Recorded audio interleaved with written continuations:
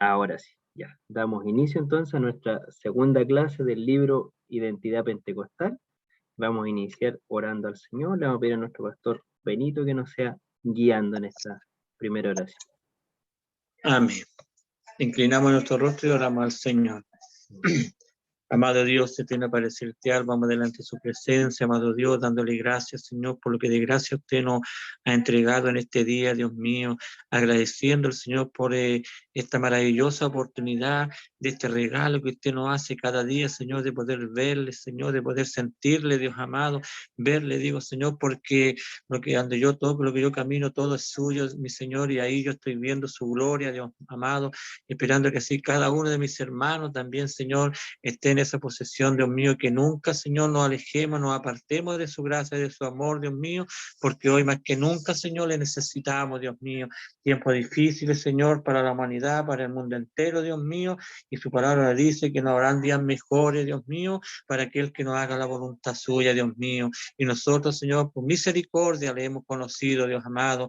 Queremos, Señor, que usted nos guíe en este estudio, Dios mío, use a nuestro hermano Andrés, Dios mío, para que él nos entregue, Señor, esa enseñanza que necesitamos, Señor, y nosotros como discípulos, como estudiantes, podamos aprender y atesorarla dentro de nuestros corazones, Dios amado. Le agradecemos por todo esto, Señor. Bendiga a cada uno de mis hermanos que ya se han podido conectar también, Dios mío, y aquel que no lo pueda hacer, usted sea también poniendo en él ese deseo de después de poder escuchar, Señor, lo que se queda grabado, Señor amado. Le damos las gracias, Señor, y queremos que usted nos dirija y sea bajo aquella bendición que viene de lo alto, que es la del Dios el Padre, Hijo y Espíritu Santo. Amén, Señor.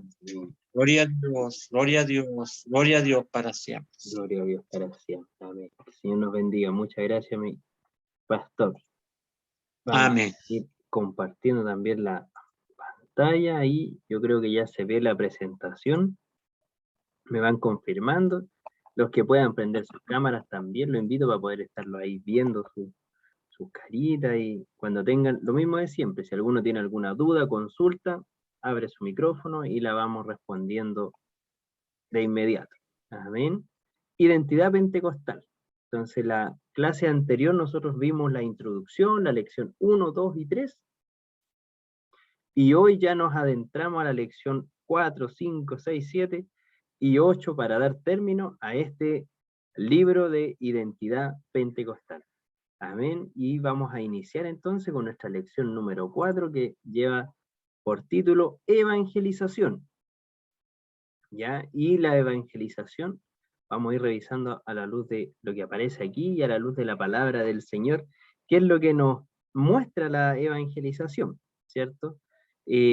Nosotros justo estábamos trabajando como iglesia con el libro de este año 2020 y sale una gran parte sobre lo que son los dones ministeriales y los dones de servicio, por decirlo así. Y se indica que uno de los dones ministeriales y uno de los dones que mantienen el trabajo activo es la evangelización, o el don, ¿cierto?, de evangelizar. Y así también el de pastorado y el de maestro. Entonces vemos cómo está fuertemente arraigada sobre nuestra iglesia también el servicio de la evangelización. Encontramos la gran tarea de la iglesia de Cristo, donde sale ahí en Hechos 1:8, dice, pero recibiréis poder cuando haya venido sobre vosotros el Espíritu Santo de Dios, ¿cierto? El Espíritu Santo. Y me seréis testigos en Jerusalén, en toda Judea, en Samaria y hasta lo último de la tierra. Amén. Entonces, aquí vemos cómo la gran comisión, como se le nombra muchas veces, da su inicio desde estos albores o inicios del pentecostalismo, en la parte de la evangelización. Y recibiréis poder cuando haya venido sobre vosotros. Y aquí el libro nos va mostrando distintas citas bíblicas de 1:8, ya de Hechos 1:8 en distintas, ¿cómo que se llama? Distintas versiones. ¿Ya? Aquí acabamos de leer Reina Valera, que es la más utilizada, ¿cierto? Pero encontramos también otras, por ejemplo, la NBI, ¿cierto? O Biblia de la Nueva Versión Internacional, que dice, pero cuando venga el Espíritu Santo sobre ustedes, recibirán poder y serán mis testigos, ¿ya? tanto en Jerusalén como en toda Judea, Samaria y hasta los confines de la tierra. Y así en los distintos versos. Las distintas versiones apuntan hacia un mismo fin, ¿ya? Que es la investidura del poder de Dios o del Espíritu Santo de Dios, con el propósito de ser testigos. Esa es la evangelización, el propósito de ser testigo. El otro día escuchaba y estudiando también para esto mismo, había un predicador que decía, ¿qué pasó en el día de Pentecostés? Fue derramado el Espíritu Santo, ¿cierto?, sobre las personas, como lenguas de fuego, dice que caía sobre ellos. ¿Y de ahí qué hicieron? ¿Se encerraron? No. Inmediatamente dice, ¿qué pasó con ellos? Salieron y empezaron a dar estas buenas nuevas hacia afuera. Entonces nos damos cuenta que el poder del Espíritu Santo en la vida de los creyentes es un símbolo inmediatamente de evangelización, ¿sí? Y también lo vemos que cuando una persona está revestida del poder de Dios, esto inmediatamente lo insta a salir de las cuatro paredes, a buscar a otro, a proclamar a otro, a enseñar esto tan grande que ha llegado a su vida, ¿sí? Distintas versiones dice que apuntan a lo mismo. Y Mateo 28, 19 y 20 dice, por tanto, id y haced discípulos a todas las naciones, bautizándoles en el nombre del Padre, del Hijo, del Espíritu Santo, enseñándole todas las cosas que os he mandado, y aquí yo estoy con vosotros todos los días hasta el fin de los tiempos, o hasta el fin del mundo. ¿Sí? Entonces, todo esto lleva consigo la evangelización, que también trae una tarea que dice, y haced discípulos. Entonces, no es solamente ir, por decir así, decir y predicar un texto o hacer una predicación y se acabó el trabajo. No, no, la tarea evangelizadora es un acompañamiento también constante a la nueva iglesia, a estos nuevos creyentes que empiezan a llegar, ¿sí? Los aspectos fundamentales aquí empezamos a ver de la evangelización, este libro lo separa en 3 puntos. La proclamación de la palabra de Dios, las acciones o testimonio de vida y el poder del Espíritu Santo, ¿sí? La proclamación, por ejemplo, es al hablar de Jesús en miles de ocasiones abrir puertas a aquellos que no encuentran salida a sus distintas situaciones, ¿cierto? Es declarar la palabra de Dios a las demás personas. En Romanos 10, del 9 al 10, dice, si confesares con tu boca que Jesús es el Señor y creyeres en tu corazón que Dios le levantó de los muertos, serás salvo, porque con el corazón se cree para justicia, pero con la boca se confiesa para salvación. ¿Exacto? Entonces, este versículo en la mayoría de los casos lo asociamos solamente a un tacto, a un acto de decir, a lo mejor esta oración inicial, pero no es solo hecho, sino que es un creer completamente en la obra salvadora de Jesucristo. Y además de eso, no solamente creer, sino que además de eso, anunciarlo posteriormente. ¿Ya? Por eso dice, porque con el corazón se cree para justicia, pero con la boca se confiesa para salvación. ¿Sí? Y esto es algo muy cierto, de hecho, si lo llevamos al común, nosotros cuando hablamos, ¿lo hablamos porque lo sabemos o simplemente repetimos palabras? La mayoría de las veces cuando queremos hablar de un tema, por ejemplo, hablamos de un tema en la mesa, nosotros hablamos algo que sabemos y que creemos. No llegamos y hablamos cualquier cosa, ¿cierto? Entonces, aquí nos damos cuenta también que cuando nosotros empezamos a verbalizar esto o esto empieza a salir por nuestra boca, es porque algo creemos, algo está arraigado. Tenemos una opinión, tenemos algo que nace en nuestros corazones. De hecho, la palabra del Señor dice que de una misma llave no pueden brotar dos aguas, ¿cierto? Y que dice que todo lo que sale de nuestros labios está en nuestro corazón. Por eso, y eso es algo tan cierto, cuando nosotros queremos conocer a alguien, dedíquese a escuchar y vas a ver inmediatamente cómo es esa persona, ¿cierto? Póngale oído y ahí se va a dar cuenta más o menos cómo es esa persona, porque empezamos a hablar lo que sentimos, lo que somos. ¿Sí? Entonces es el mismo Jesús obrando en nuestra vida, este sistema de proclamación, de poder confesar con nuestra boca, nos lleva a esta propiedad, a saber que Dios es nuestro verdadero Señor y Salvador, y por lo tanto no podemos callar. Es una confesión, es extender a otros la salvación. Entonces, cuando la obra evangelizadora llega a nuestra vida, nosotros, una de las cosas que se interpreta a nosotros es esta, el primer punto, la proclamación de la palabra de Dios. No nos podemos callar, ¿cierto? ¿Se acuerda cuando Jesús hacía sanidades? ¿Qué era lo primero que les decía? Decía, ya, pero prácticamente quédense calladitos, no le cuenten a los demás. Y la gente salía y decía que él era quien los había sanado, quien los había librado, quien le había devuelto la vista, etcétera. ¿Sí? Entonces, vemos aquí cuando Dios hace un cambio en nuestra vida, no nos podemos negar. ¿Qué haríamos nosotros si hoy día viniera una persona, por ejemplo, un ejemplo muy básico, y nos regala una casa? ¿Que acaso no le contaríamos a todos que tal nos regaló una casa? Y cuando viene el Redentor de nuestras vidas, cuando cambia nuestro lamento en baile, cuando nos hace herederos de una patria celestial, cuando nuestro corazón no cabe en nuestro pecho, ¿que acaso nos faltan palabras para decir que el autor de la vida ha llegado a nuestras vidas? Entonces, esto viene, es un hecho propio de aquel cristiano que ha llegado a la evangelización, de aquel cristiano que ha sido tocado por el Señor. Amén. El segundo punto dice acciones o testimonio de vida. ¿Ya? Y dice, y cuando terminó Jesús estas palabras, en Mateo 7, 28, 29, ¿ya?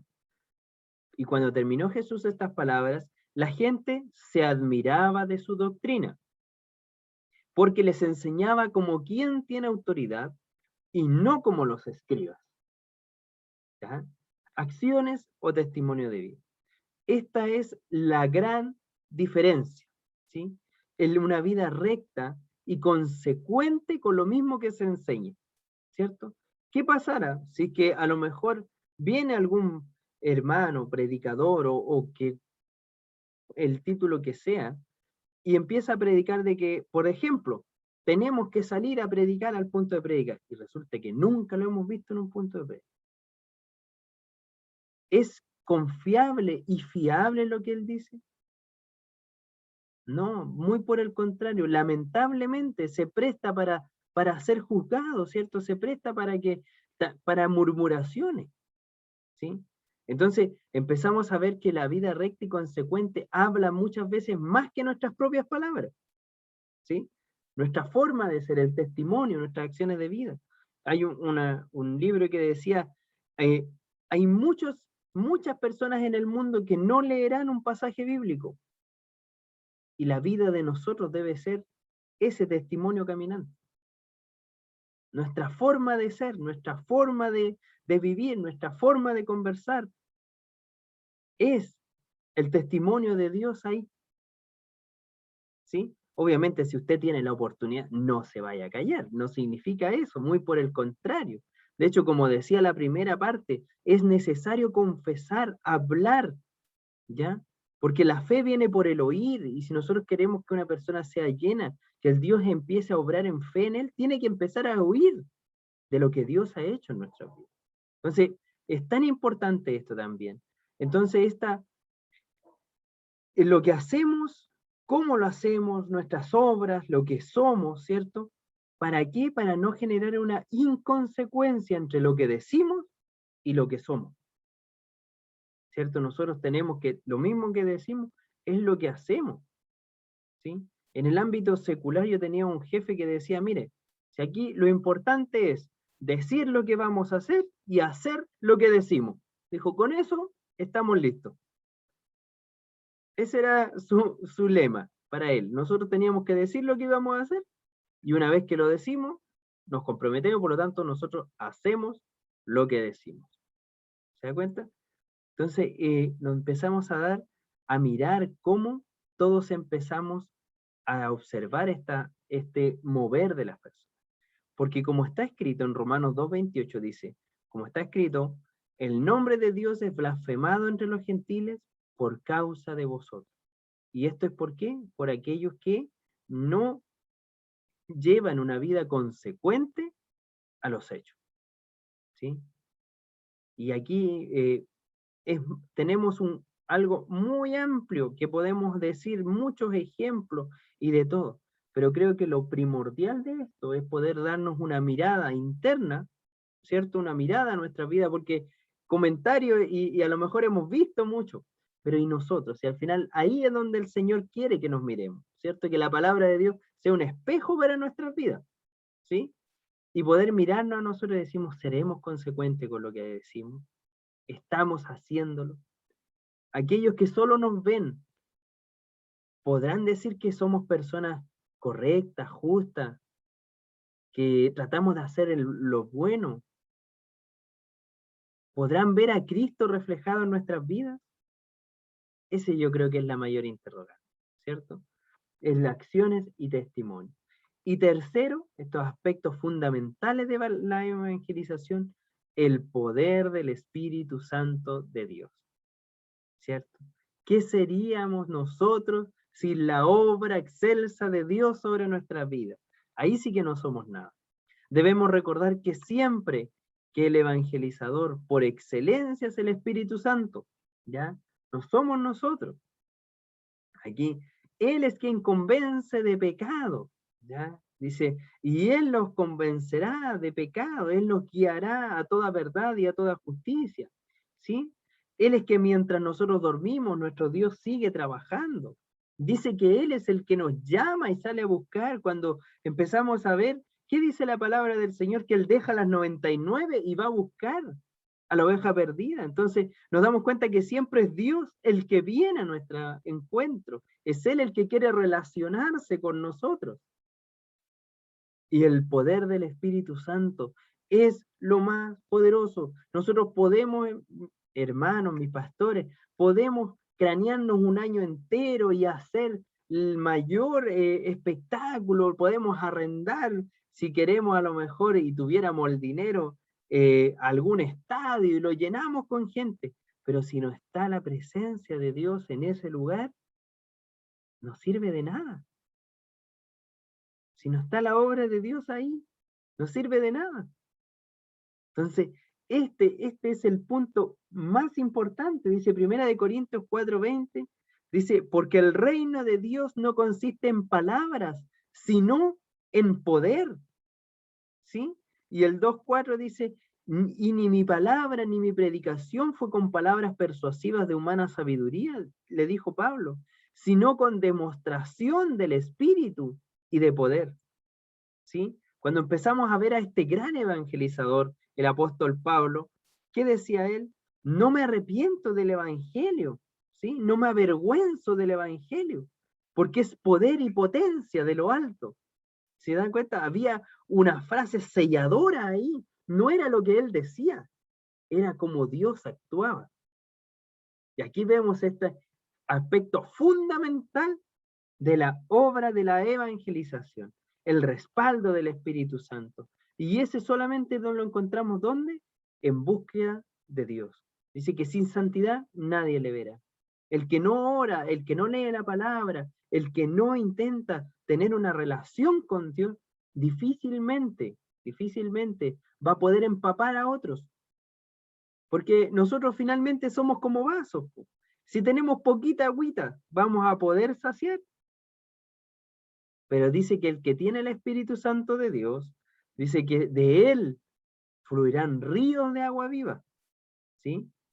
Y no es algo para que nos gloriemos nosotros, es algo donde Dios se gloria en la obra que hace sobre personas tan débiles como nosotros, por medio de su gran poder, ¿sí? Si es que alguno, por ejemplo, dice, tiene necesidad del Espíritu Santo de Dios, hay que pedir, dice Lucas 11:13, pues si vosotros siendo malos sabéis dar buenas dádivas a vuestros hijos, ¿cuánto más vuestro Padre Celestial nos dará el Espíritu Santo a los que se lo pidan?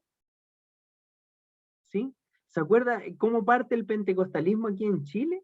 Empiezan en la iglesia del pastor Huber, empezaron a hacer estudios sobre hechos y empezaron a darse cuenta de estas manifestaciones, del poder de Dios.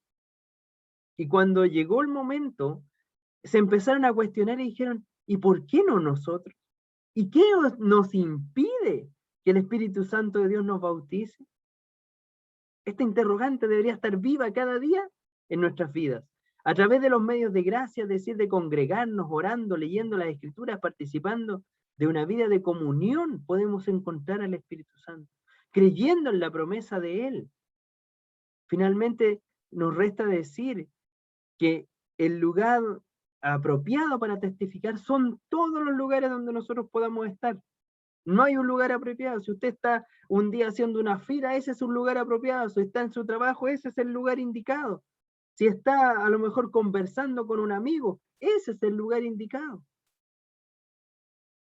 Amén. Que el Señor nos sea bendiciendo en este aspecto de la obra evangelizadora. Dice, verdades a considerar. Y aparecen varios aquí ejemplos, pero nosotros hace años trabajábamos en la juventud.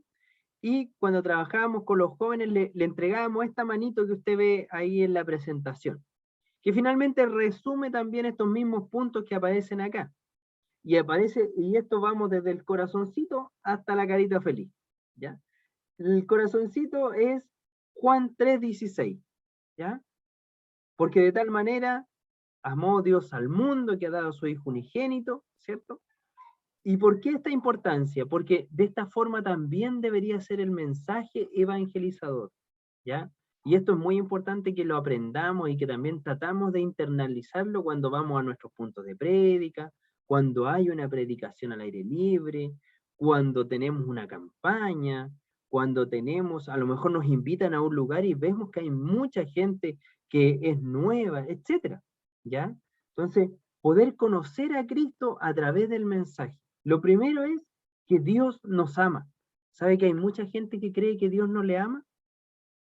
Hay mucha gente que aún hoy día cree todavía que Dios no le ama. ¿Por qué? Porque está en pecado. Entonces, cuán importante es poder hacer esta separación entre que Dios nos ama, aborrece el pecado, pero ama al pecador, ¿cierto? Es como cuando un hijo, no sé, por decir algo, es reclamón y de repente pega portazo y distintas cosas.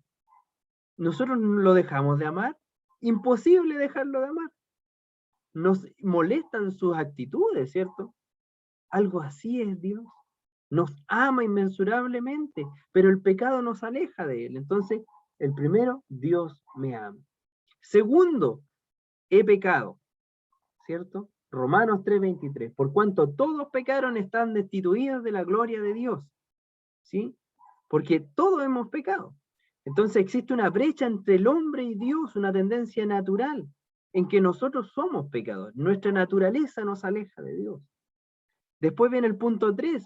Dios nos dio a Jesús como la solución hasta el problema. Cristo murió por mí. Hay uno que se puso en medio. Hay uno que pagó el precio, ¿sí? Después recibo a Cristo, yo estoy a la puerta y llamo, dice, si alguno abre la puerta.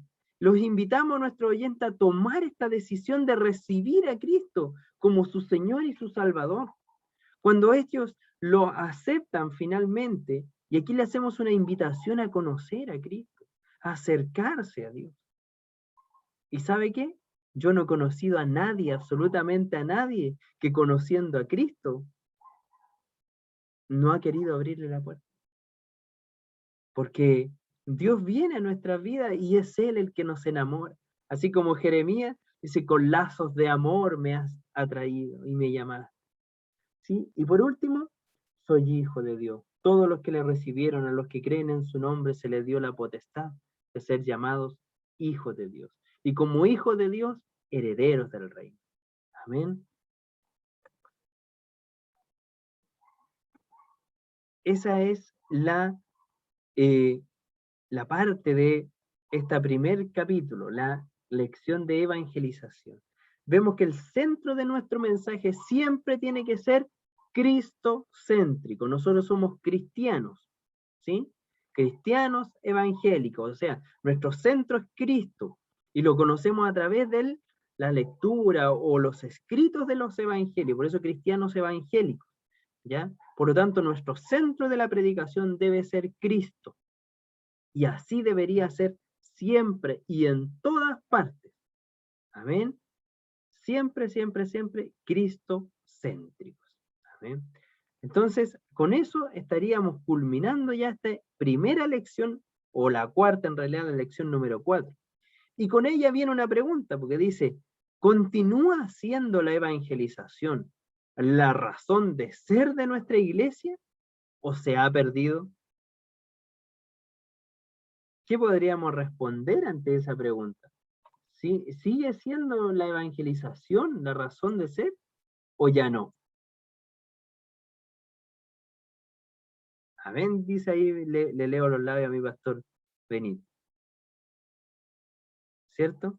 Entonces podemos ver. Yo creo que sí, mi hermano Andrés, estamos en el centro de todas estas cosas y me llamaba la atención donde decía cómo debemos evangelizar hoy en día nosotros. Hoy en día que está más difícil con todo lo que pasa, lo que conlleva mucho a que vayan en contra del evangelio por personas que hablan mal, ¿verdad? Y ahora, al pararlo nuevamente en punto de calle, creo que hay que ir bien revestido del Espíritu Santo de Dios y con un buen testimonio, porque como le decía adelante cuando conversábamos antes de empezar esto, estamos siendo vistos por todos y apuntados por toda la humanidad. Y podemos ver muchas cosas, podemos ver marcha en contra del Evangelio, muchas cosas, creen que los evangélicos son machistas, todas esas cosas, y no es eso, sino que nosotros cumplimos con la palabra del Señor de llevar el Evangelio y de rescatar almas. Yo creo que esa es la preocupación, como decía antes, a parar en la calle, tenemos que ir a predicar como decía aquí, proclamar de la palabra de Dios. ¿Y qué es proclamar de la palabra de Dios? Como decía, hablar de que Jesús viene, ¿verdad? Como el texto que leíamos hace poquito aquí, donde decía, porque de tal manera amó a Dios al mundo, ¿verdad? Y nosotros debemos de dar un buen ejemplo. Así que yo creo que, no sé,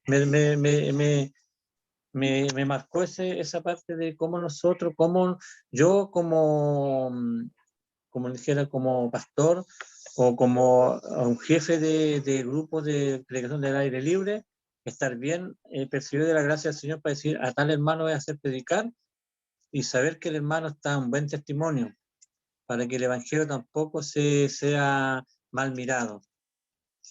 Eso sería, mi hermano. Amén. Por eso es tan importante. De hecho, hace tiempo leía un libro donde decía que en nuestra iglesia, o sea, en realidad no hablaba de la iglesia pentecostal, sino que en general decía que las iglesias como congregaciones deben crecer en tres pilares fundamentales. Uno es el crecimiento interno. O sea, por ejemplo, estudios, análisis, que la gente aprenda, que la gente sepa, que se relacione con Dios, que lea la Biblia. Eso es fundamental. ¿Por qué? El día de mañana ustedes pueden tener un predicador invitado y a lo mejor el predicador se va a expresar muy bien y va a ser un bonito predicador, pero resulta que al mirarlo a las escrituras no andaba ni cerca, ¿cierto? Entonces, para tener una iglesia sana, tiene que ser una iglesia que sabe. Eso es el primer pilar, la educación interna. Segundo pilar fundamental, la evangelización, el salir afuera. Dice que nosotros somos eclesia, los llamados hacia afuera, ¿ya? Entonces, ¿cuán importante es poder tener esa mirada también al trabajo afuera? Y lo tercero, trabajar como congregación, el preocuparnos de nuestros miembros. Así como lo hizo la primera iglesia, se da cuenta que la primera iglesia en Hechos dice que ellos llamaron a estos 7 diáconos, ¿cierto? ¿Para qué llamaron a los 7 diáconos? Porque los apóstoles dijeron, no podemos nosotros, con esta unción que hemos recibido, con este llamado que hemos recibido de Dios, no podemos nosotros quedarnos aquí cuidar a las viudas, ¿cierto? Y decían que claro, había que hacerlo, pero ellos, su tarea principal era salir y pregonar. Entonces, ¿se da cuenta? Tiene que haber un cuidado también de los que están llegando. Y con esas, decía ese pastor en ese libro, decía, con esas 3 áreas bien potenciadas, bien trabajadas, tenemos una iglesia en constante aprendizaje, crecimiento y armonía. Por eso que, así como queremos que salgan a predicar, sí, pero tienen que también saber predicar. Entonces ahí tenemos que hacer esa tarea interna de enseñarles a predicar, de darnos ese tiempo. ¿Amén? Entonces ahí tenemos cómo poder ir aprendiendo y creciendo. Lección número 5, el mundo espiritual. ¿Ya? Y este es importante. Primero pregunta antes de partir, ¿nosotros creemos en el mundo espiritual o no? Son cosas nomás. ¿Qué podríamos decir al respecto? ¿Existe un mundo espiritual o no existe un mundo espiritual? Yo creo que aquí se responde por sí sola, a menos que usted sea muy nuevito en la iglesia, pero todos los que ya llevan un par de añitos, hemos visto cosas que no, que no se pueden decir normales, por decirlo de una manera, ¿cierto? Entonces, las fuerzas demoníacas son seres espirituales inteligentes y con la decidida voluntad de destruir al hombre, ¿sí? Y, o sea, y cuando hablo de hombre, en realidad me refiero a la humanidad, de destruirnos a todos, ¿cierto? La palabra de Dios en Efesios 6:12 dice, no tenemos lucha contra carne ni sangre, sino contra principados, contra potestades, ¿cierto? Contra los gobernadores de las tinieblas. Entonces, sobre estos versículos de la carta de Efesios y sobre otros, por ejemplo, 2 Corintios, etcétera, se fundamenta la doctrina pentecostal de la creencia de un mundo espiritual, ¿sí? O sea, nosotros entendemos que hay un mundo físico que es el tangible, ¿sí? Una taza o lo que sea, y un mundo espiritual que nos rodea, ¿sí? ¿Quién era Satanás? Y aquí empiezan, y podemos empezar a ver, ¿quién era Satanás? En la Biblia solo existen 2 pasajes que nos muestran quién era Satanás, antes de la caída, por ejemplo. Isaías 14 y Ezequiel 28. Y aquí les dejé unos versos de Isaías 14, del 12 al 14. ¿Sí? Donde dice, ¿cómo caíste del cielo, oh lucero, hijo de la mañana? Cortado fuiste por tierra. Tú que debilitabas a las naciones, tú que decías en tu corazón, subiré al cielo en lo alto, junto a las estrellas de Dios levantaré mi trono y en el monte del testimonio me sentaré, a los lados del norte, sobre las alturas de las nubes subiré y seré semejante al Altísimo. ¿Ya? Ezequiel 28 también nos relata esta procedencia o quién es Satanás, lucero de la mañana, ¿cierto? Perfecto eras en todo, sale en otro lugar. ¿Sí? Aquel que se podía decir que era maravilloso, el resplandor, ¿sí? Pero entró en su corazón el querer ser igual a Dios, ¿sí? Entonces, la procedencia etimológica, y aparece aquí, y cuando hablamos de etimología es la raíz de la palabra, ¿ya? ¿De dónde viene esta palabra? Demonio. Por ejemplo, la palabra demonio viene del griego daimonion, ¿ya? Que es un adjetivo que significa calumnioso, ¿ya? Entonces, el calumnos, de ahí viene demonio, ¿sí? El término se utilizó en la traducción griega de la Biblia, de la Septuaginta, la que cambiaron los ancianos, no para referirse a los seres humanos, sino como una tradición de Satán, o Hasatán, según el hebreo, ¿ya? La traducción judía. De ahí en adelante ya se le empieza a nombrar como por este título, por decirlo de una manera, ¿ya? Y los escritos del Qumran, reconocidos por los manuscritos del Mar Muerto, el demonio aparece como Belial, o el espíritu de la maldad, ¿ya? Así son como considerados, por decirlo de una manera. Entonces, este mundo espiritual, aquí encontramos que hay una base bíblica que los relata, ¿sí? Que nos muestra. De hecho, en nuestra Biblia encontramos seres celestiales, ¿sí? El arcángel, los ángeles, los querubines, los serafines, ¿cierto? Por ejemplo, en Josué se dice que es una analogía de nuestro Señor Jesucristo cuando relata al varón con la espada desenvainada, ¿sí? Cuando, por ejemplo, en en el horno de fuego, Sadrach, Mesach y Abednego estaban ahí, y dice que en el horno había un cuarto, ¿sí? Que su rostro era como el Hijo del Hombre. ¿Se da cuenta? Y ahí va haciendo esta representación. Entonces vemos que también, así como está esta parte demoníaca, sí, el mundo espiritual es gigante, es muy grande, ¿sí?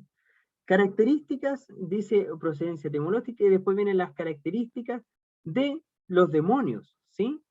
Las características y actividades de los demonios.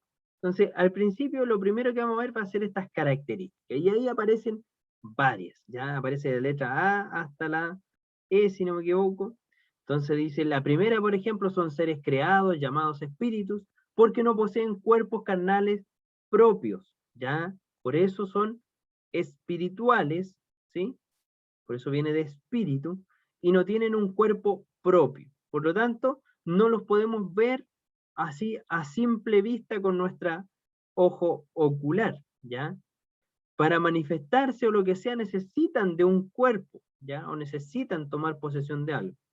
Los demonios también en el punto B son localizados, no son omnipresentes, o sea, pueden estar en un lugar, ¿ya? No pueden estar en varios a la vez, en uno solo pueden estar en un lugar.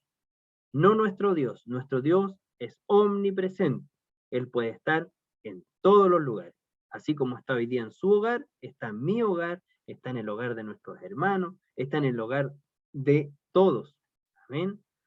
Los demonios son seres inteligentes, pero no omniscientes, o sea, piensan, pero no lo saben todo. En cambio, nuestro Dios sí lo sabe todo. Amén. Los demonios estaban conscientes, dice, de la identidad de Jesús. De hecho, cuando aparece en el templo nuestro Señor Jesucristo, los demonios dicen, ¿a qué has venido? ¿Cierto? A perturbarnos antes de tiempo. ¿Por qué? Porque lo conocían, había una identidad, había una inteligencia ahí de conocer, ¿sí? Los demonios tienen poder, pero no son omnipotentes, o sea, pueden hacer ciertas cosas, pero no tienen el poder omnipotente como nuestro Dios, que es todopoderoso.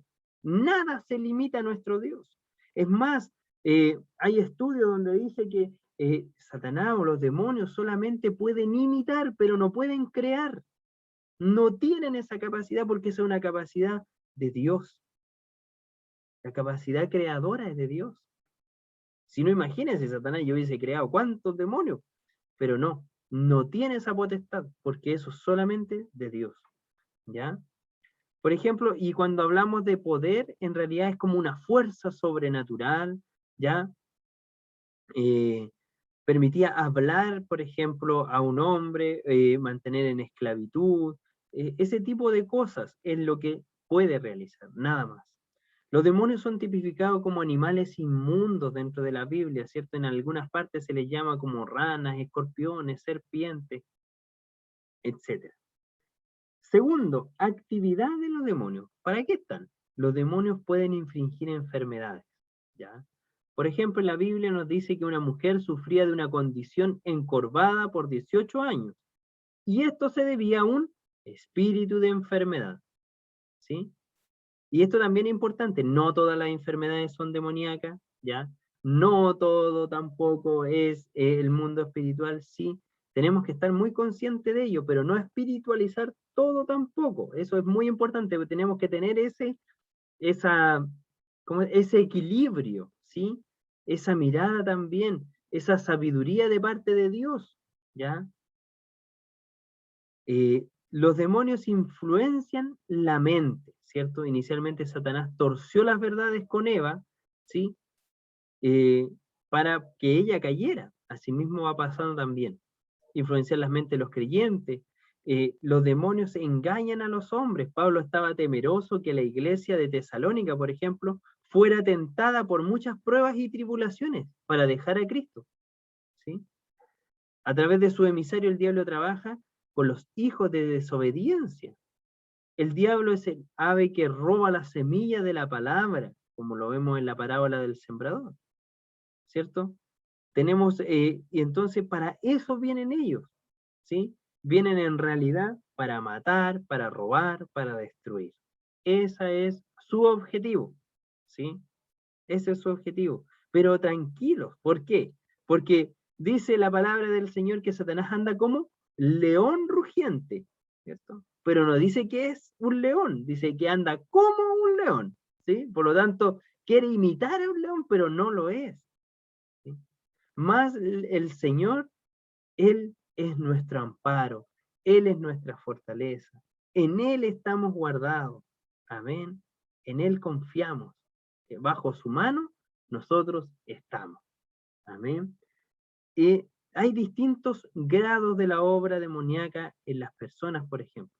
Autores que clasifican el pentecostalismo como una obra y lo dividen en tentación, opresión y posesión. Como que estos podrían ser como los escalones en lo que una persona, una vida, se puede ver a lo mejor atormentada, ¿ya? De una línea ascendente, por ejemplo, primero la tentación, que es donde somos tentados bajo nuestras debilidades, ¿cierto? Todos tenemos ciertas debilidades y en ella principalmente vamos a ser tentados siempre, siempre, siempre, siempre.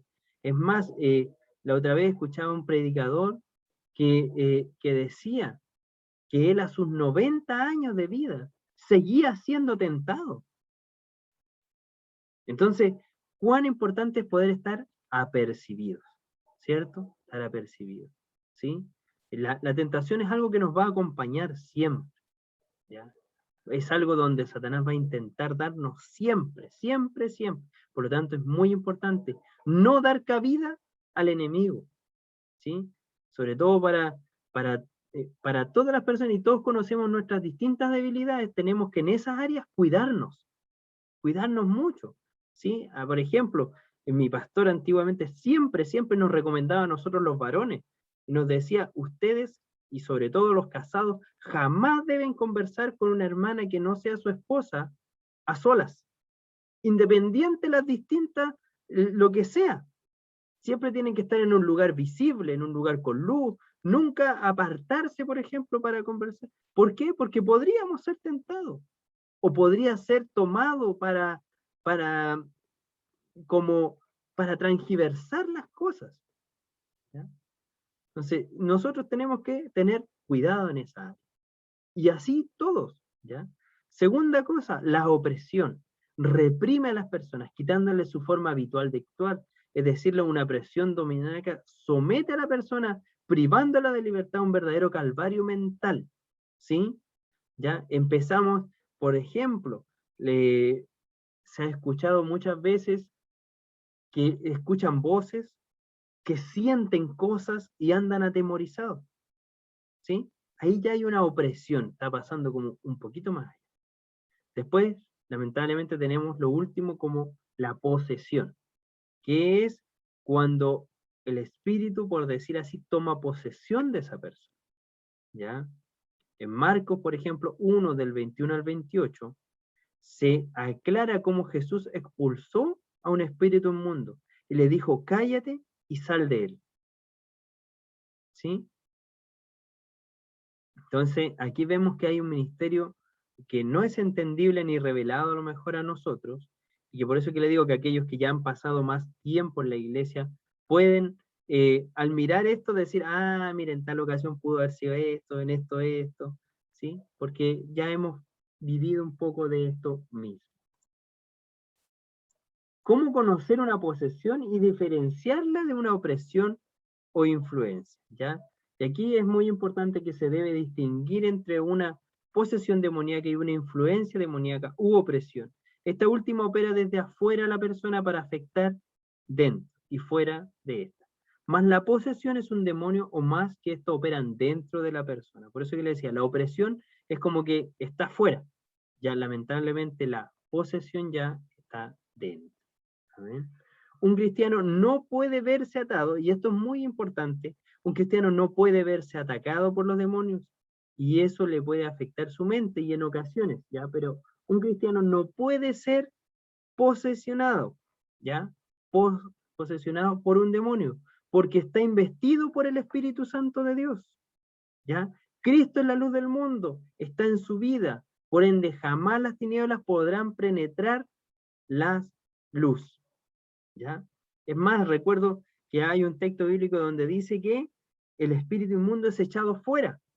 Pero después dice, volveré a la casa donde estaba y busca 7 más y vuelve, ¿cierto? Pero ¿vuelve a dónde? A una casa vacía. Entonces, por eso es muy importante. En nuestra casa, en nuestro corazón, en nuestra vida, habita Cristo. Habita el Espíritu Santo de Dios. Amén. Entonces, donde está el Espíritu Santo de Dios, hay libertad. ¿Sí? Fenómenos de un ataque de posesión, por ejemplo, cambios de personalidad, cambios físicos, cambios mentales, cambios espirituales, y ahí hay un detalle mayor que los invito, si ustedes lo quieren, leer y estudiar. ¿Ya? Y la autoridad del cristiano y el mundo de los demonios. Esto es muy importante. Lucas 10, 17 y 20. Antes de esto, Jesús había enviado a los 70 de 2 en 2, ¿cierto? Después dice que volvieron los 70 con gozo diciendo, Señor, aún los demonios se nos sujetan en tu nombre. Y les dijo, yo veía a Satanás caer del cielo como un rayo. He aquí os doy potestad de hollar serpientes y escorpiones, y sobre toda fuerza del enemigo, y nada os dañará, pero no os regocijéis de que los espíritus se os sujetan, sino regocijaos de que vuestros nombres estén escritos en los cielos. ¿Ya? Y eso también es importante. Muchos buscan así como hacer este trabajo, ¿cierto? Muchos como que, esta es su área, por decirlo así, pero esta es parte de los dones, es parte del trabajo espiritual. Pero nosotros debemos apuntar que nuestro nombre esté escrito en el libro de la vida, ¿cierto? En traer cristianos, ¿cierto? Esta es parte del trabajo del cristiano, pero no es el foco primordial. Amén. Que el Señor nos sea bendiciendo, ¿sí? Y podemos ver que Cristo y Dios tiene el reinado de todo, ¿ya?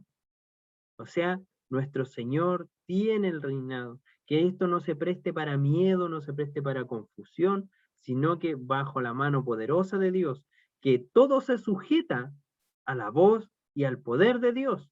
Por lo tanto, no hay nada que quede fuera de él. Amén. En Colosenses 2, 9 y 10 dice, porque en él habita corporalmente toda la plenitud de la deidad y vosotros estáis completos en él. Amén. Entonces esto es muy importante, que nosotros estamos completos con nuestro Señor Jesucristo. Por lo tanto, no tiene arte ni parte, como dice, con aquellos escogidos que están en Cristo Jesús. Acciones y recomendaciones a los hermanos y hermanas que hacen imposición de manos. Y aquí viene una parte también que es muy importante leerla. Por ejemplo, dice, decimos esto para poner especial cuidado con esos pseudo profetas que declaran sanidades que solo han visto en su propia mente carnal y con el ánimo de algún beneficio personal, algunos por dinero, por prestigio, etc. O bien buenos hermanos alimentados por el humano deseo de ver sano a alguien y aliviar una carga emocional a la familia. Profetizan sanidades, liberaciones, etc. Cualquier sea el caso, si no se tiene la certeza de haber recibido eso de la voz de Dios, lo mejor será callar y no dañar la imagen ni de la iglesia y mucho menos de nuestro Dios. ¿Ya? Son tantas las situaciones en que esto ocurre, son tantas las personas dañadas y por ello que usan estas situaciones como excusa para no creer en el Evangelio. Lamentablemente, amigos míos, nietos de pastores, se fueron de la iglesia por esto, porque cuando mi pastora, su abuela, estaba postrada, estaba enferma, muchos se levantaban y decían que iba a ser sana, que Dios le había dicho que iba a ser sana, y eso no pasó. Y ellos muy dolidos en su dolor de nietos, de familiares, etc., dijeron, ¿y dónde está Dios? Y culparon a Dios de algo que no había sido nuestro Señor. Entonces, tener especial cuidado en esto nosotros, ¿cierto? Enseñarle esto a los nuevos, ¿sí? Tener porque muchas veces nos dejamos llevar por esas buenas intenciones, porque queremos que eso pase, pero Dios no ha dicho eso, ¿cierto? y lamentablemente, cuántos matrimonios que a lo mejor no pueden tener hijos y se les profetizó que no, que iban a tener hijos y que iban... ¿Por qué? Porque se sabe ese dolor. Y a lo mejor no fue tampoco de una mala forma, sino que fue este espíritu de buena intención, pero que finalmente no está diciendo la verdad. ¿Sí? No está dado por nuestro Señor. Entonces tengamos mucho cuidado en eso, ¿ya? En vista de la Escritura, lo otro también, por ejemplo, si empezamos a ver este tema de las sanidades, o este tema de echar demonios, hagámoslo bíblicamente. La palabra del Señor, nuestro Señor Jesús, jamás hizo un tremendo alboroto. No le dijo, ya, ¿y cómo te llamas? Y levanta las manos y grita. No, le decía, cállate y sal fuera. ¿Sí? Entonces también eso es, muchas veces lamentablemente se presta para esto y finalmente eso lo único que hace es extraviar a gente del camino. Entonces, seamos ahí, si va a tener este trabajo, y lo mismo que nuestro pastor cuando había ese tipo de cosas siempre llevaba oficiales, llevaba gente ya que llevaba años en el Evangelio, por lo mismo, para que una no se escandalizara, dos, tienen que estar apercibidos, tienen que estar orando, tienen que ser personas de ayuno, de oración. No puede llevar a cualquiera, porque si no, en vez de tener uno, va a tener a dos endemoniados. Entonces ahí, mucho cuidado también, ¿sí? Entonces, cuando oremos por liberación, dice opresión, especialmente ver distintas señales, vómitos, gritos, contorsiones, ¿cierto?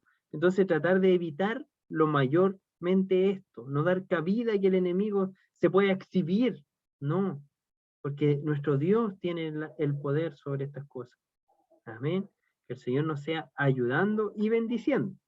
Y en esta clase hay una pregunta que dice, denos su opinión sobre lo que a usted le pareció lo más relevante de esta lección, el mundo espiritual. Y aquí le voy a pedir a mi hermana Nicole que ella nos comente que de todo lo que vimos, de todos esos puntos, ¿cuál fue lo que le pareció más relevante?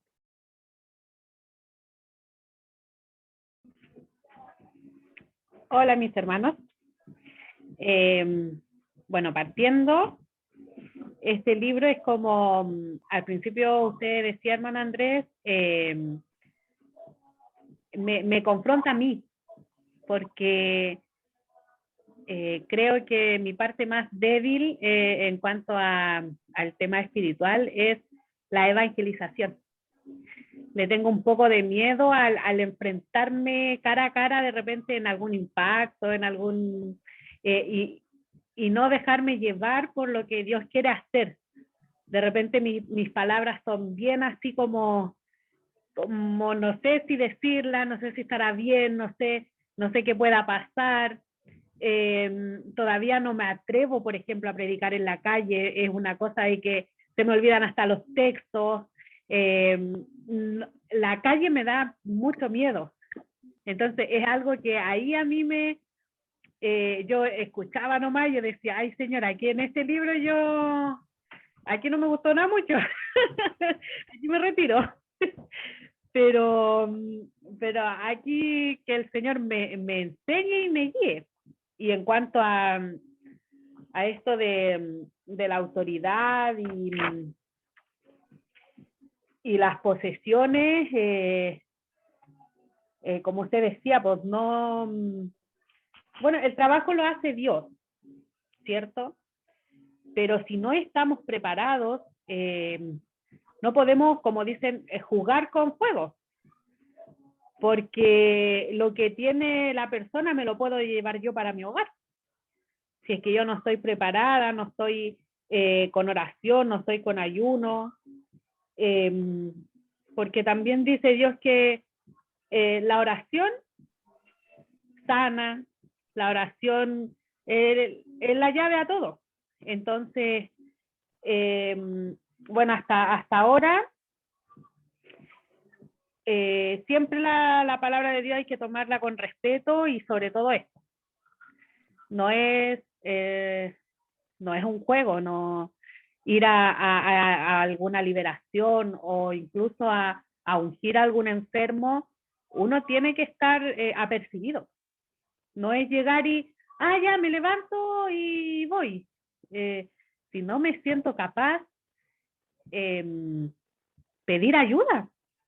Si no porque uno sea cristiano, uno no tiene problemas, uno o de repente viene como el desánimo espiritualmente, viene, yo siempre digo, uno creo que es válido estar en esa montaña rusa, estar ahí de repente arriba, de repente abajo, y cuando uno está abajo, pedirle al Señor que vuelva de nuevo esas ganas de volver a retomar lo que se pierde espiritualmente, a lo mejor, sobre todo en esta pandemia, que quizás a muchos como que se hizo más fácil el conectarnos desde las casas y ya volver a retomar martes, jueves, domingo en la mañana, domingo en la tarde. Ya llevábamos un año casi sin esa actividad, entonces ha costado un poco, pero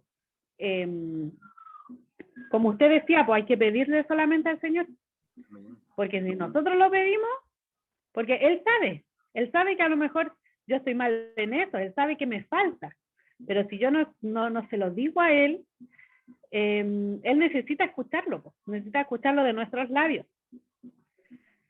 Y eso, mi hermana Andrés. Amén, que el Señor le bendiga. Mire, solo para complementar el tema del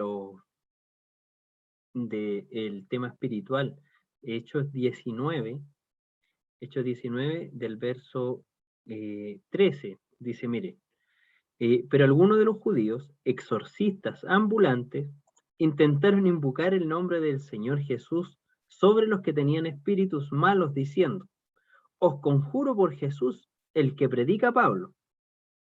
Había 7 hijos de un tal Esceva, judío, jefe de los sacerdotes, que hacían esto. Pero respondiendo el espíritu malo, le dijo, a Jesús conozco, y sé quién es Pablo, pero vosotros, ¿quién sois? Y el hombre en quien estaba el espíritu malo, saltando sobre ellos y dominándolos, pudo más que ellos, de tal manera que huyeron de aquella casa desnudos y heridos. Entonces, por eso que el tema espiritual no es un tema a la ligera, ¿ya? Nosotros estamos en un mundo espiritual, vivimos en medio de un mundo espiritual, que muchas veces no conocemos, no reconocemos y que obviamos. Y por eso también es importante considerar de que existe un mundo espiritual, ¿ya? Así como el mundo físico que nosotros vemos, también. Y dice que nuestra guerra no es contra cosas físicas, sino contra este mundo espiritual. Por eso nuestras armas deben ser espirituales. Y por eso también el apóstol Pablo hacía énfasis en esto, en tener esa oración, en tener la palabra, en tener la verdad, ¿sí? ¿Por qué? Porque son aquellas que nos van a ayudar en este mundo espiritual, ¿sí? Amén, que el Señor nos sea bendiciendo. Pasamos a la siguiente lección, la número 6. Dice la número 6. La iglesia como comunidad carismática y sanadora, ¿ya? La iglesia, primero que todo, como comunidad, es un organismo vivo y de constante crecimiento, ¿ya? Y movimiento. Pues la iglesia es el cuerpo de Cristo de quien ella recibe su plenitud, ya que Cristo es quien lleva todas las cosas a su plenitud. Efesios 1:23 nos relata esto. Además, Colosenses 1:18 dice, además Cristo es la cabeza de la iglesia, que es su cuerpo. Él, que es el principio, fue el primero que en resucitar para tener así el primer puesto en todo. Entonces vemos que la iglesia no es una empresa, no es una unión de gente, somos un organismo vivo, ¿ya? Somos más que una organización, somos más que la iglesia pentecostal de Chile, somos parte del cuerpo de Cristo, ¿sí? Somos más que una institución, somos parte del cuerpo de Cristo, parte de Dios, ¿sí? Pues la iglesia entonces somos este cuerpo, y aquí mostramos una imagen donde dice Cristo es la cabeza, los creyentes son su cuerpo, ¿cierto? Y la iglesia es el cuerpo de Cristo, ¿ya? Los pentecostales, de acuerdo al mensaje bíblico, consideramos la iglesia como un cuerpo donde cada miembro recibe su función y tarea del Espíritu Santo. Es para nosotros un organismo vivo en constante crecimiento y movimiento. Como todo organismo vivo, ¿cierto? Nos movemos, crecemos, etc. ¿Sí? Todo eso es importante, ¿ya? La iglesia también está llena de estos dones, talentos, ¿sí? La iglesia es una conexión orgánica entre el creyente y Jesús. Tenemos todo en papel particular de desempeñar este papel. Él dice, vosotros sois los pámpanos, ¿cierto? Y Jesús es la vid, y fuera de él nada podemos hacer. Así estamos en él. Permaneced en mí y yo en vosotros, dice el Señor. ¿Sí? Y nos llama también, así como somos una comunidad, también es importante como un cuerpo a estar unidos. Dice, porque así como en un solo cuerpo tenemos muchos miembros, no todos los miembros sirven para lo mismo. Así también nosotros, aunque somos muchos, formamos un solo cuerpo en Cristo y estamos unidos unos a otros como miembros de un mismo cuerpo. ¿Ya? Es muy importante esto, somos una comunidad donde entre todos nos enlazamos y avanzamos.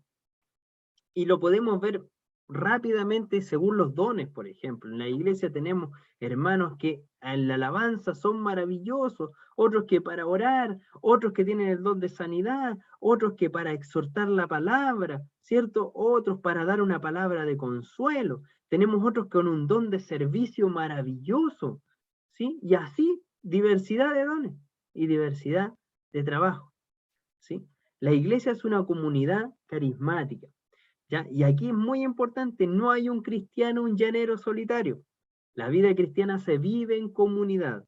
Ser cristiano solo es como estar casado solo. ¿Ha visto un casado solo? No, ¿cierto? Tenemos que estar, ¿ya? Entonces, nos contagiamos el uno del otro. Es imposible crecer como cristianos sin tener esta unidad de iglesia, ¿ya? En muchos versos aparecen los unos a los otros. El Nuevo Testamento usa esta expresión sin un número de veces. Dice, amaos los unos a los otros. Servid los unos a los otros. Perdonad los unos a los otros, etc. Entonces, nos guía y nos insta a poder vivir un servicio de comunidad, ¿ya? Los dones, ¿sabe para qué están los dones?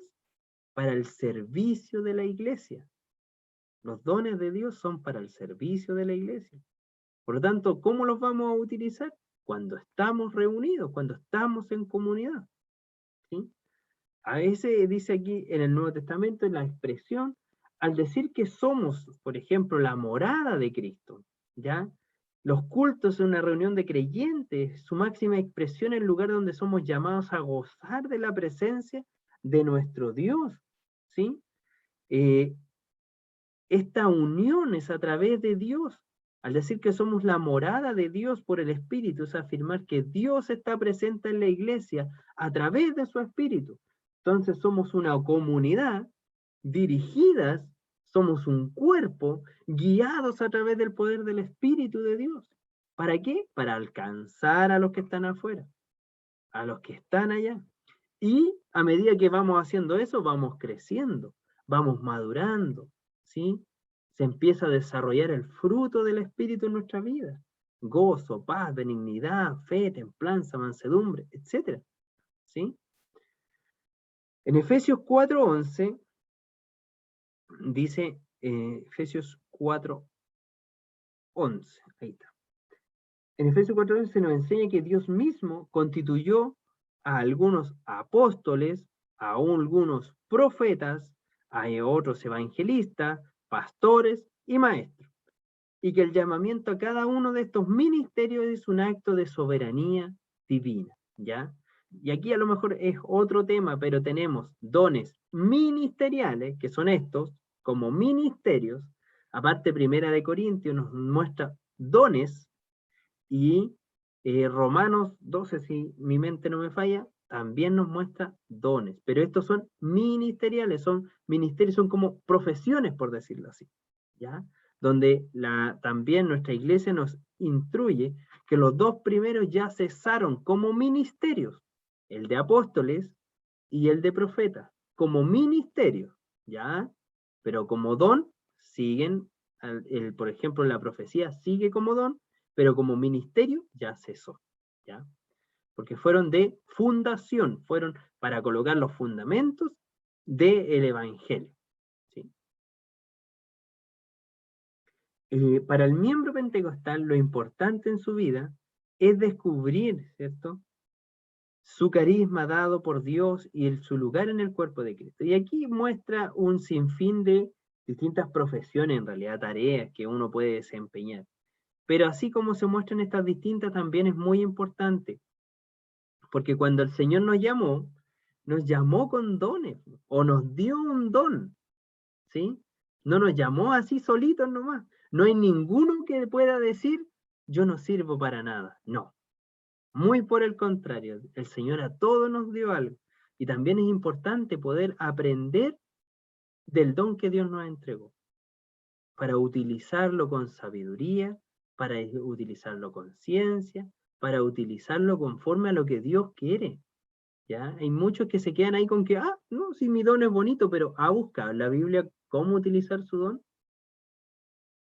¿Le ha pedido al Señor cómo quiere que Él lo use? Estas preguntas son importantes y tenemos que hacerlas y orar por ello en búsqueda a nuestro Dios. Amén.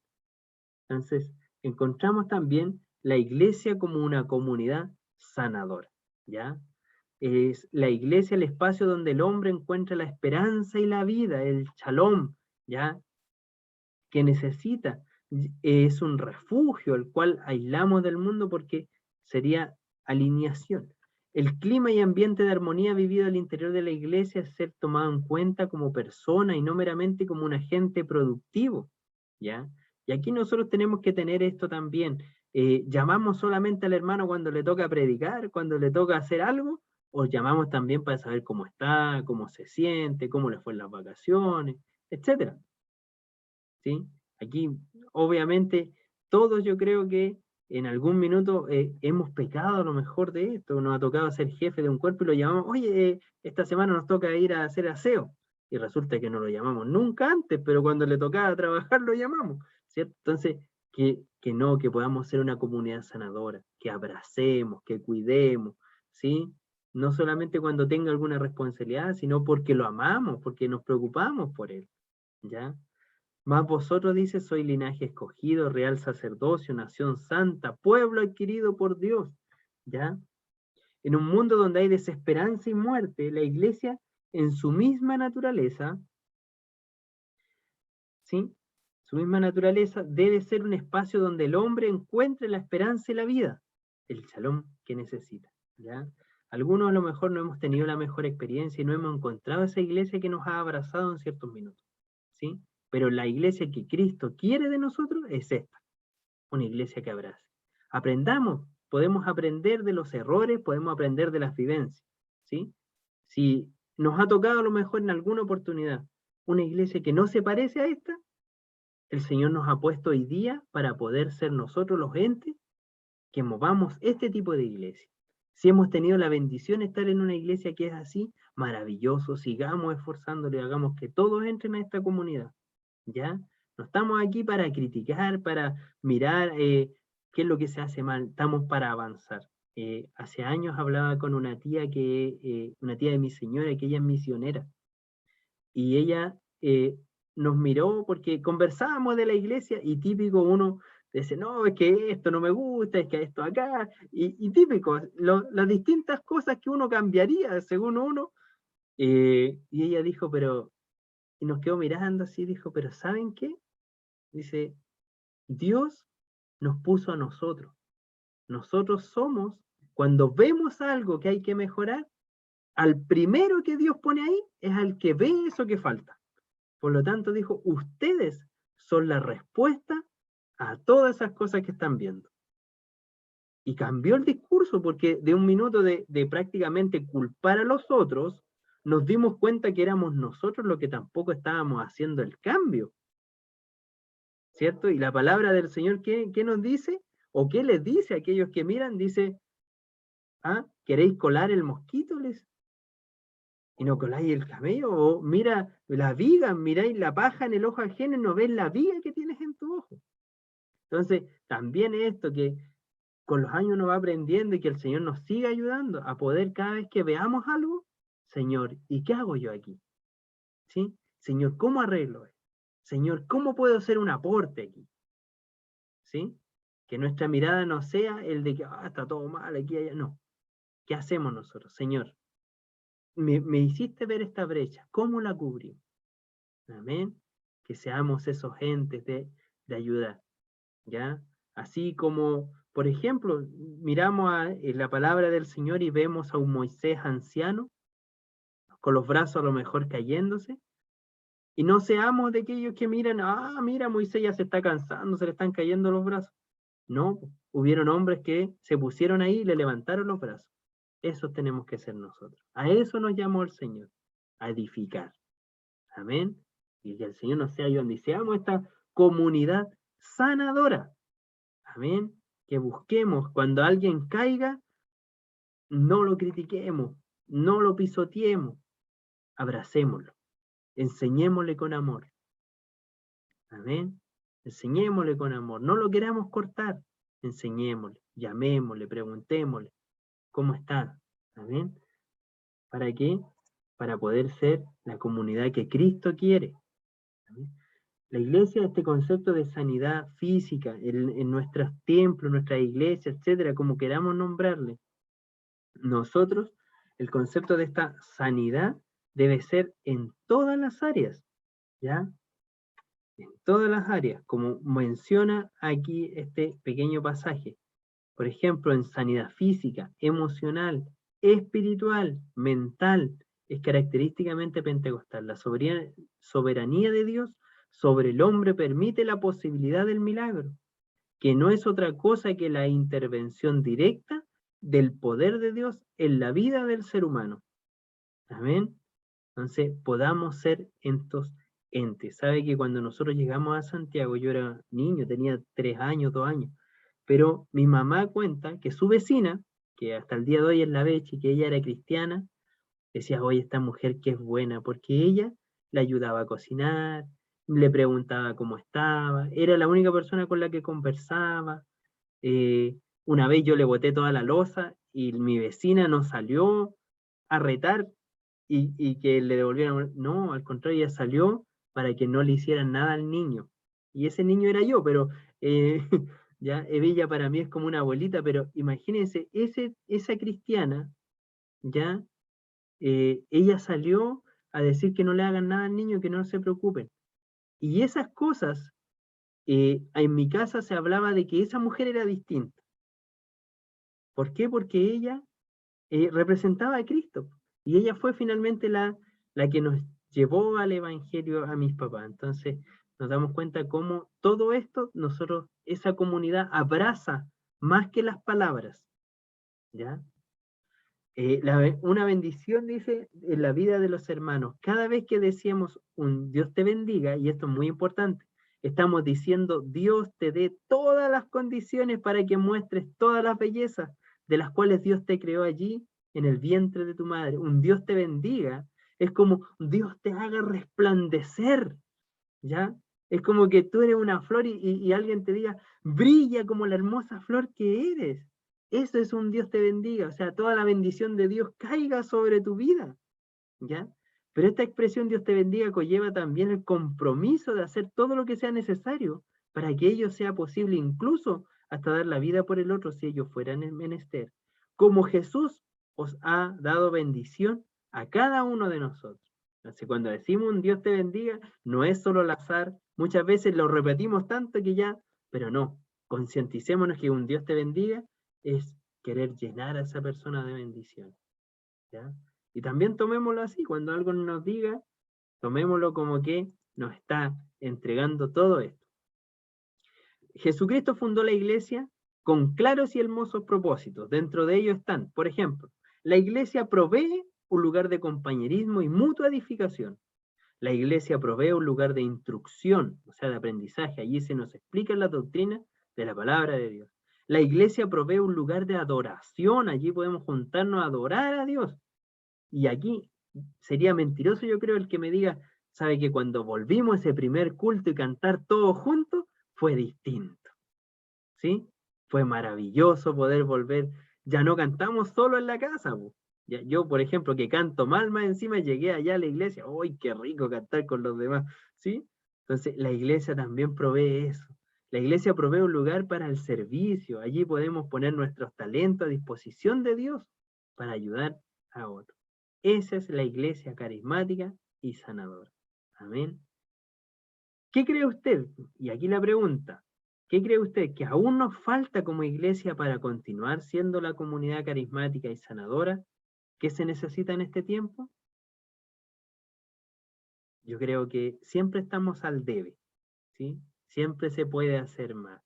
Pero que el Señor nos ayude, que hoy día ya podemos tomar nuevas fuerzas y que el Señor nos renueve las fuerzas, ¿cierto? Para poder ser y estar ahí en la brecha y ayudar a hacer esta comunidad que Dios quiere, ¿sí? Que seamos esas velitas encendidas y que empecemos a encender este fuego de amor en nuestras comunidades. Amén, que el Señor nos bendiga. Nos vamos rápidamente a las 7, dice, elemento sorpresa y de expectativa en cada culto. Nuestra iglesia es una iglesia de milagros, sanidades, de la irrupción del Espíritu Santo en cualquier momento de nuestros cultos. Para poder comprender esta lección es necesario entender qué significa culto, ¿ya? La palabra culto viene de cultusi, que significa veneración o alabanza. Por lo tanto, cuando asistimos a nuestros cultos, no vamos tan solo a recibir y a buscar algo, sino a venerar, a alabar. Y alabar no es solo musical, ¿ya? Recuerden que alabanza a Dios es, por ejemplo, la obediencia, ¿sí? Es el amor a los demás. Eso también es alabanza a Dios, ¿sí? Exaltar el nombre de Dios.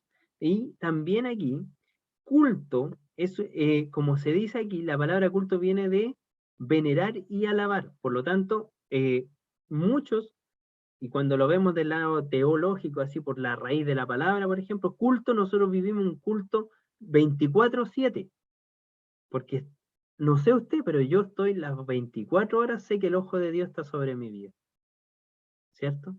Sabemos eso, sabemos que Él está cada día con nosotros, y si Dios está cada día con nosotros, nosotros debemos estar en un constante culto, en una constante veneración, en una constante alabanza, en una constante gloria a nuestro Dios, ¿sí? Cuando lo entendemos así, se abre, porque ya Dios no está solamente cuando vamos al servicio, no está solamente los martes, los jueves, los domingos.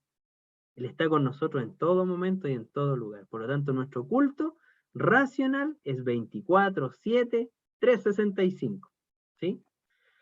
Los pentecostales creemos que el culto o el servicio, lleno de alabanza, exaltación, es maravilloso, pero tampoco desechamos aquellos espacios apacibles y tranquilos donde la presencia de Dios es como un silbido. Este ambiente debe estar ligado a una vivencia de hermandad, de humanidad, de pensamiento, donde tiene una preponderancia especial la palabra de Dios. No es así como ocurrió en el aposento alto. Ellos estaban orando, unidos, ¿sí? Ya llevaban varios días, y ahí la gloria de Dios descendió. Por lo cual también nosotros sin cesar damos gracias a Dios, ¿ya? La necesidad de recibir esta sorpresa de Dios también es una expectativa a nuestros cultos, producida al estar pendiente en cada reunión. ¿Qué me tiene el Señor ahora? ¿Sí? ¿O acaso nos vamos con esa expectativa? ¿Y qué nos irá a hablar el Señor en la palabra hoy día? Cuando vamos a un servicio. ¿Sí? O con esas ganas de decir, yo quiero alabar al Señor, quiero levantar los brazos, quiero cantar esa alabanza, quiero orar con mis hermanos. Por ejemplo, nosotros oramos por las sanidades. Quiero estar en ese tiempo para orar por mi mamá, por mi abuelita, por mi tía, porque yo sé que Dios responde, ¿cierto? Tenemos esa expectativa de qué es lo que va a hacer Dios. Los milagros y sanidades son son como un plus que Dios nos da. Jesús está predicando en una sinagoga, dice, y allí en plena reunión hay una mujer enferma, totalmente encorvada, tiene un espíritu de enfermedad. Jesús siente compasión. Para Jesús lo más importante en ese momento era obrar. Como elemento sorpresa la llamó y exclamó, mujer, eres libre de tu enfermedad. y la mujer se enderezó totalmente sana. Jesús interrumpe un servicio, ¿sí?, violando, por así decir, el orden del culto, ¿ya?, pero sana a una mujer. Lucas 13:13 relata esto. Es un auténtico culto pentecostal. Es por eso también que nuestros cultos, y lo relata aquí un parte del libro, tenemos hora de inicio, pero no sabemos muy bien el término. Lo que sí tenemos una estructura, pero siempre estamos dados a la sorpresa de Dios, ¿sí?, que nos tiene el Señor. Los pentecostales hemos sido testigos fieles de muchos milagros que hemos visto y hemos escuchado. Al recibir un milagro de Dios es un regalo por la sola gracia y misericordia de Dios con el ser humano. Nada que podamos hacer puede traer esto, pero Dios los ha regalado a nosotros. Los dones espirituales también son regalos de Dios para la edificación de la iglesia, para que la iglesia se edifique en conjunto. Cada persona debe edificarse a sí mismo con la capacitación del Espíritu Santo hasta obtener el fruto del Espíritu concretado en su propia vida. ¿Ya? Y la pregunta que nos trae el libro es: denos su opinión de lo que a usted le parece que es la mayor riqueza del culto pentecostal. Y ahí obviamente podemos nombrar muchísimas que encontramos y tenemos, ¿sí?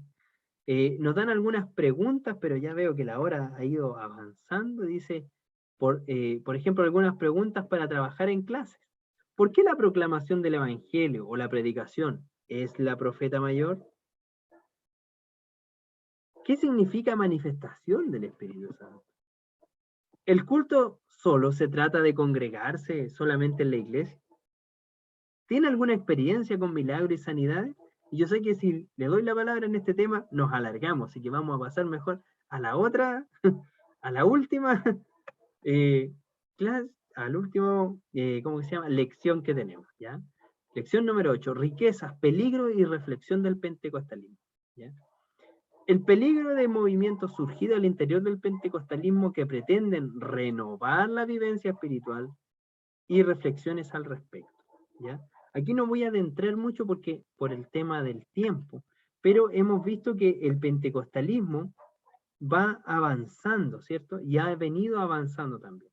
Tenemos corrientes de pentecostalismo distintas. Nosotros tomamos una corriente bastante antigua en Chile, a diferencia del neopentecostalismo que se dio en Centroamérica, por ejemplo. ¿Ya? Nosotros tenemos una corriente un poco más madura o más tranquila también, por decir.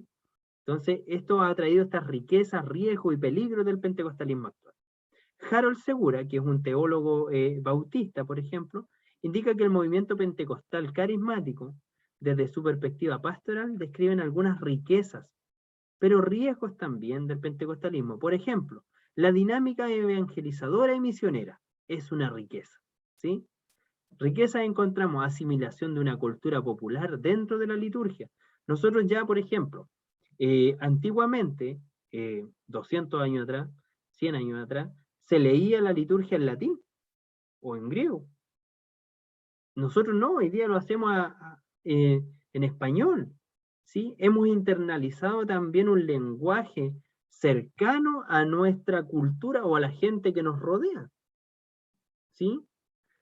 Sacerdocio universal de todos los creyentes. Creemos que Cristo es el Cordero por excelencia. ¿Sí? Que todos podemos ir al Padre orando, por ejemplo, que usted no tiene que ir a donde su pastor para que su pastor ore por usted. Usted también tiene ese privilegio de ir a las plantas del Señor. Una vida de oración, de lectura devocional, reflexiones eclesiásticas, interés del Espíritu Santo, etc. Tenemos toda esta riqueza. Pero también tenemos peligro. La actividad acrítica frente al crecimiento de la iglesia, alcanzando multitudes sin impactar la sociedad, ¿ya? El querer llenarnos de números muchas veces y no de calidad. También eso ha sido un factor.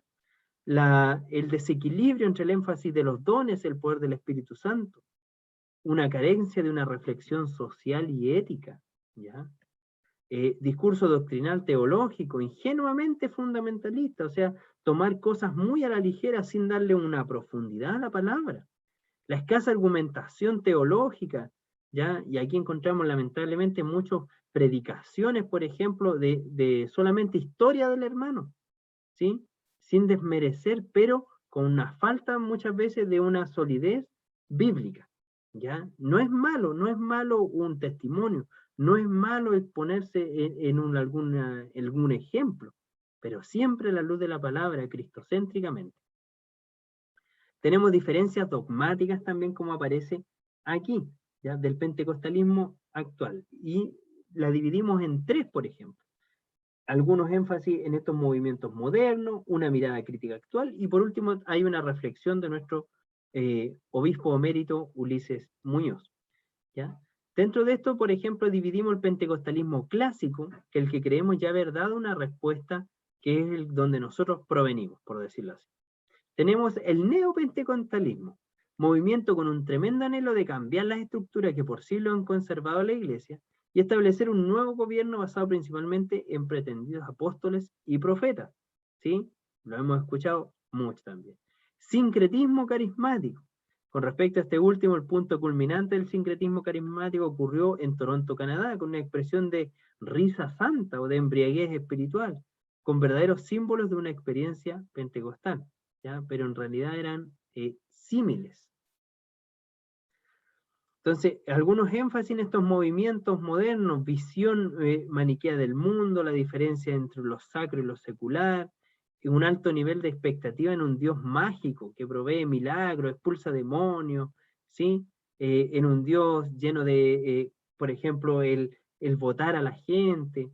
Y aquí también hay que tener mucho cuidado porque la multiforme gracia de Dios actúa de tantas formas que aquí muchas veces, personalmente yo prefiero guardar silencio porque yo digo, ¿y si es el Señor? Y yo tratando de...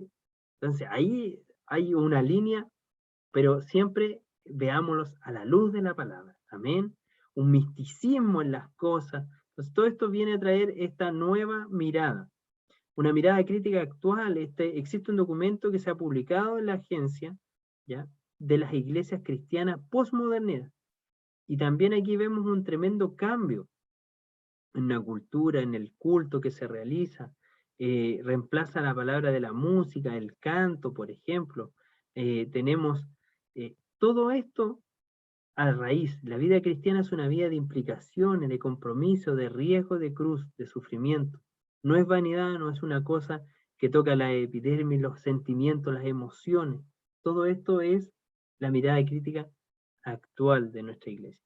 Y por último tenemos la reflexión bíblica o reflexión de nuestro obispo emérito, donde habla primeramente de la identidad, ¿ya? El crecimiento y luego los desafíos. Encontramos como una identidad del cristianismo acá en Chile, por ejemplo, en la experiencia vivencial de cada creyente en las comunidades, ¿sí? Nuestras comunidades cristianas están marcadas por un Dios poderoso que ha obrado en las vidas. Tenemos dentro de las filas de nuestras iglesias muchos milagros caminantes. Dentro de eso, por ejemplo, yo soy un ejemplo de eso. Yo llegué a la iglesia porque el Señor me sanó de asma. Así llegaron mis papás a la iglesia. Un niño asmático que tenía crisis y que un día la vecina lo llevó a la iglesia, oraron por él y cuando mis papás llegaron se sentaron en la última banca y resulta que yo corría de punta a punta en la iglesia y ellos decían ya, ¿a qué hora ya se empieza a ahogar? Para llevarlo a médico. Resulta que de ahí nunca más. Entonces ahí mi mamá dijo, este Dios es de verdad. A este Dios hay que creer. ¿Se dan cuenta? Entonces estamos llenos de esto. Y no es una mera experiencia emocional, sino es algo vívido. Posterior a eso, obviamente, cada cristiano después que llega por esta gratitud, por distintas cosas, empieza a tener una santificación con el Señor. Luego tiene un encuentro personal con Cristo y ahí ya todo cambia, ¿sí? Y estamos muy marcados por esto. También tenemos una línea del pentecostalismo donde nosotros creemos en el derramamiento del Espíritu Santo, donde creemos en que Dios es un Dios ordenado. Después tenemos los hechos de cómo nace nuestra iglesia también, ¿sí? Ustedes, si no me equivoco, lo van a ver ya en el 4º año, en Historia 3, todo el proceso del pentecostalismo aquí en Chile, ¿ya? Incluso sale cómo se crea la Iglesia Pentecostal de Chile, con el obispo Umaña, y y todo el trabajo, cómo parten en un lugar donde antes se guardaban pipas de vino. Ahí se relata un poco toda esta historia, que seguramente algunos se las han contado sus pastores, y otros la hemos podido aprender de la lectura. ¿Sí? Eso es con respecto a la identidad, o sea, tenemos una identidad fuerte. Cuando tenemos una identidad fuerte podemos saber de dónde venimos y hacia dónde vamos. ¿Ya? El segundo punto en la ponencia tiene que ver con los desafíos y las preocupaciones de la iglesia. Hoy muchos adoptan, por ejemplo, los modelos distintos tradicionales conocidos como la iglesia pentecostal. Algunas influencias teológicas nuevas han puesto énfasis racionalista hasta el punto de llegar a cuestionar algunos milagros bíblicos, mientras que otros han puesto mayor énfasis en las sanidades o en la santidad. Todas esas son preocupaciones, todas estas nuevas cosas, ¿cómo las va adquiriendo la iglesia? ¿Sí? ¿Cómo vamos mirando también el progreso que se va teniendo? Y las preocupaciones, como siempre, están acá, el predominio de las visiones, qué pasa con los cuerpos, ¿sí? Hacia dónde está apuntando la iglesia, ¿sí? Todas esas son las nuevas preocupaciones que se tienen. Entonces, todo eso aboca a esta última lección de las riquezas, peligros y reflexión del pentecostalismo moderno. Amén. Y con eso ya estaríamos dando término a nuestra clase. El Señor les bendiga. Nos vemos en nuestra próxima clase de apoyo, que es el 22 de octubre, ¿ya? Donde pasamos al siguiente libro. Así que ahora, al cerrar yo esta presentación, voy a enviar también la prueba para que ustedes la puedan ya estar desarrollando, esta prueba del cuarto libro.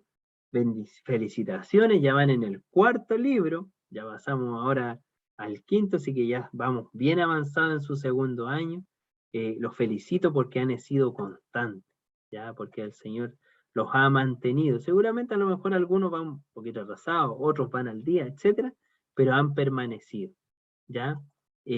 También, como les escribí en el WhatsApp, tenemos yo les mandé un link con todos los videos, están todas las clases, ¿ya? Entonces, si a alguno le falta alguna, vaya ahí o lea el libro, como más le acomode para poder avanzar, ¿ya? Voy a cerrar la presentación. Ahí sí. Que el Señor nos sea bendiciendo.